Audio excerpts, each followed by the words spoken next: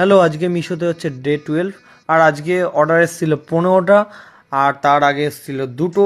তো দুটো আমি অর্ডার আগেই প্যাক করে ফেলেছিলাম, তারপরে 15টা অর্ডার প্যাক করতে আমি বসে পড়ি। আজকের প্যাকটা একটু অন্যরকমভাবে করছি। আমি বাইরে গেলাম, কার্টুন কিনে আনলাম, কারণ অনেক মাল আরটিও মানে রিটার্ন এসেছে। সেই মালগুলো আমি দেখছি সব কী হয়েছে বলো তো, পুরো তেবড়ে তুবড়ে এসছে, মানে খুব বাজেভাবে এসছে। তাই জন্য আমি বাধ্য হয়ে এরকমভাবেই প্যাকিং করছি।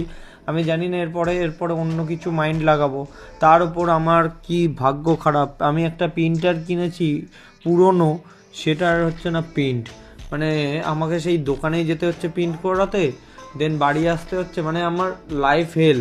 প্রথম প্রথম ভাবছিলাম জবের সাথে সাথে ই কমার্স বিজনেসটা চালাবো কি ভালো, বাট এখন বুঝতে পারছি যে কি টাফ, কি যে স্ট্রাগেল, কি যে টাফ, আমি এখন বুঝতে পারছি।